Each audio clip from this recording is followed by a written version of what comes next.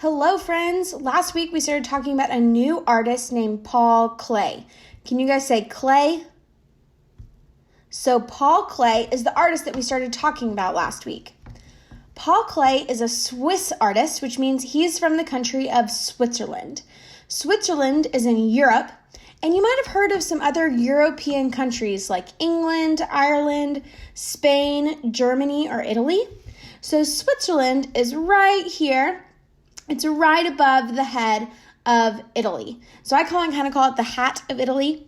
Switzerland is really known for its mountains. So it's this red highlighted country in the middle of Europe. So that's where Paul Klee was from. He's known for using our first three elements of art. Remember, the elements of art are the ingredients to making a fabulous piece of artwork. So he uses our first three: line, shape, and color. We talked a lot about line in the first quarter. We talked about zigzag lines, vertical lines that are straight up and down, horizontal lines that go from left to right that are flat, and diagonal lines that are slanted, among with lots of other different types of lines. Those weren't the only lines we talked about. We also talked about shape at the end of the semester, right before winter break. So squares, circles, triangles, those kinds of things. And then we've been talking about color a little bit this quarter. So he used those first three elements of art. Those elements of art are used to create abstract art. Can you guys say abstract? Abstract art, remember, is art that kind of looks like something. It doesn't have to, though, and it only uses line, shape, and color. So we'll look at one of Paul Klee's, or a couple of Paul Klee's artworks, and you'll be able to see how they look like something maybe from real life, but not quite. They don't look like a picture that you might have just taken with your phone or with your camera outside. He's added some things to make it different. So Paul Klee started making art when he was the same age as you, and he was inspired by art that was made by kids. And you guys might remember we talked about being inspired last semester. Inspired means that you really like something, and so you want to make art or write a song or do something about that thing. So maybe you really love soccer, and so you want to make art about soccer. Or you really love pink flowers, and so you want to make art about pink flowers. You're inspired by soccer or those flowers. So this first painting is called Landscape with Yellow Bird. You might notice there's not just one. Can you look? How many yellow birds are there? Can you tell me how many yellow birds are on the screen?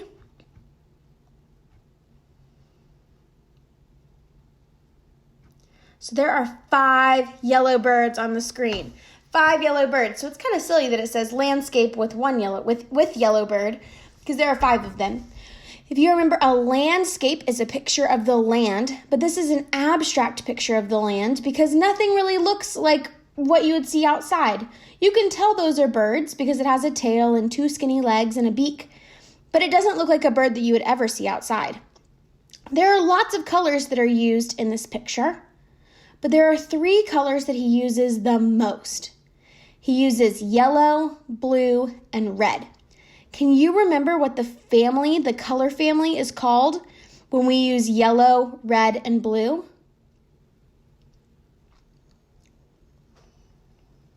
It's the primary colors. So the primary colors are red, yellow, and blue. They're our main color family. This second picture is called the red balloon.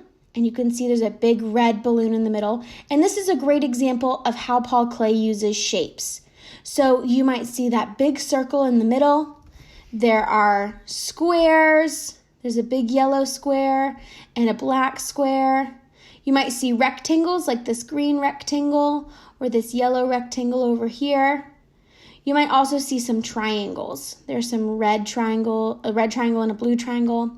And then there's another shape that we'll talk more about in first grade, but it's called a rhombus. And a rhombus is kind of like a rectangle that's had a little triangle taken off the edge. So there's a purple rhombus right here and this bluish green one at the bottom. So this is a great example of how Paul Klee used shapes. So this is the picture that we read about last week. This is the cat and the bird. And you might remember we read a book about the cat and the bird called The Cat and the Bird. And the bird is right here in the middle of the cat's head. And this is an abstract picture because you can tell that it's a cat because it has whiskers and big eyes, but it doesn't look exactly like a cat. Maybe you have a pet cat. Maybe someone you know has a pet cat. This cat doesn't look like any cat that we would see if we were just out at someone's house or one that we would have at home. So it's an abstract cat. So we're going to make our own abstract cat today. We're going to draw it today. Next week, we will color our cat or start coloring it, and then we're going to add some watercolors behind it. So make sure that you have your watercolors that I left out at school on the porch. They're still out there. So if you haven't gotten to get your watercolors yet, you'll need those in a couple weeks. So make sure you grab those before spring break. But let's get started. All right, so today all you need is your sketchbook and a pencil. We're just going to be drawing our cat today. Next week, we will add some color and patterns. And then the last week, we will add some paint to our picture as well. So what I need you to do is to follow along with me. It's going to be really, really, really tempting to go ahead of me. But if you stay and following along with me, you won't miss anything. So there are going to be some things that I show you how to draw, some things on our cat that we want to make sure that we have so that it looks similar to Paul Klee since we're inspired by his cat and the bird painting. So please don't go ahead of me while we're doing this today. So we're going to start by adding a circle to our page, pretty close to the top, a pretty big circle for our head of our cat. So I'll let you do that. If at any point I go too fast, please pause the video and then you can catch back up. I'll go pretty slow, but if you ever need me to go slower, just pause the video. So we're starting with a big circle. This is our head. Cats have pointy ears, so we're going to add 2 triangles for our ears. Make 2 pointy triangle ears. Paul Klee split up his big shapes with smaller shapes to make it more interesting. So you can either add another triangle in your ear or you can add curves. I really like the curved look, so I think I'm going to do one upside down and one normal. Remember, this is abstract, so it doesn't have to look exactly like Paul Klee's or even like a real cat. So we've got a circle for the head and 2 pointy ears with a shape in them. You can do triangles, you could do squares, you could just draw a line. We're trying to split our ears up so they're not just a boring triangle. So now we need to do the eyes. And the eyes on Paul Klee's cat were diamonds. Diamonds are a pretty hard shape to make, so I'm going to show you how to do it. So we're going to start by drawing a mountain. So this will be the top of our eye. It's like a mountain. And then we'll go back and draw the letter V to connect those 2 corners. So we did a mountain and then the letter V underneath to make 2 diamond eyes.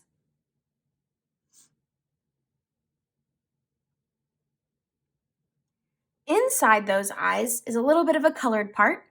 So we're going to draw an oval inside each eye. So an oval is just a long circle. So draw an oval inside your diamond eyes. Now our cat needs a nose, and Paul Klee had a heart for a nose. So we're going to draw a heart for a cat's nose. We practiced drawing hearts a lot last week or 2 weeks ago when we did our Chris Uphughes hearts. So you guys are pro heart drawers now. So now we've got a little heart nose. So to make the mouth, we're going to draw diagonal lines.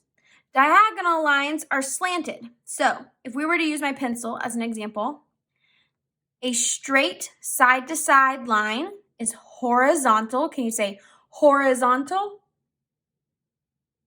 Horizontal is left to right. Vertical is straight up and down. Can you say vertical? Vertical is straight up and down. Diagonal is slanted. Can you say diagonal? So diagonal is slanted. So now we're going to draw two diagonal lines that go from the bottom of our heart all the way to the edge of our cat head. So they go from the bottom of the heart, diagonal to the bottom of our head. And when you finish with that, we're going to draw one more line, but this time a vertical line that goes from the top of our head to the top of our heart. So a vertical line straight up and down that goes from the top of our head to the top of the heart. So now, just like we made the ears into two different shapes, it was one triangle, and now we've got two colors, two places we could add color. The face, instead of being just a boring circle, now has three sections that we could add color to. So the last step that you might have already thought about, cat needs whiskers. So I'm going to draw some whiskers off the side of my cat. You can draw your whiskers however you would like. You can draw more than 3 if you would like to. They don't have to look exactly like mine. But draw some whiskers on your kitty cat.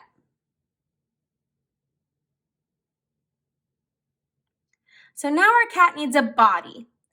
The body of our cat is going to go from our cat all the way to the bottom of the page. But first, I want you to feel your shoulder. Touch your own shoulder real quick. Is it sharp or is it round? Is your shoulder sharp or round? My shoulder is round, so we want to make sure that we draw a curved line when we draw our shoulders. So instead of going straight, we're going to come out from the side of our head, curve it, and then go down off our page. So make sure you draw a curved line for the shoulders of the body. That way it looks like your kitty cat has shoulders. So I think our cat needs a collar. So I'm just going to draw a curved line underneath the head, and that'll be our collar. Don't add anything to your collar yet. We're going to come back and add a little bit more to it in a second. So the last part, our body is a pretty big shape right now. So we need to split it up a little bit, just like we did the face. So I'm going to start by drawing a vertical line down the middle of the body. Remember, a vertical line goes up and down, goes from top to bottom. So I'm going to draw a vertical line. And then I'm going to draw 3 horizontal lines. Remember, horizontal goes left to right. So you can draw yours however you would like. I'm going to draw 2 on one side and 1 on the other.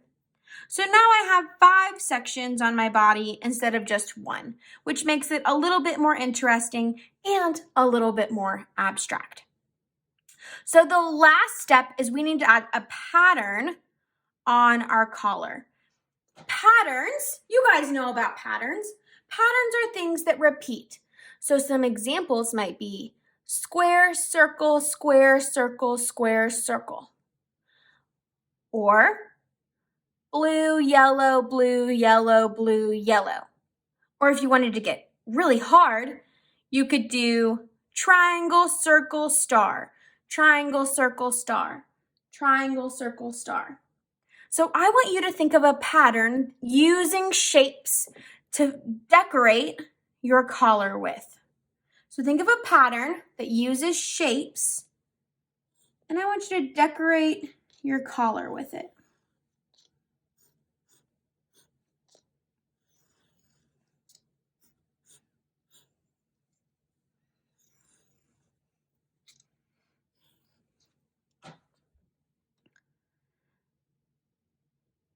pattern on your collar might take a little bit, so if you need to pause this video, you can.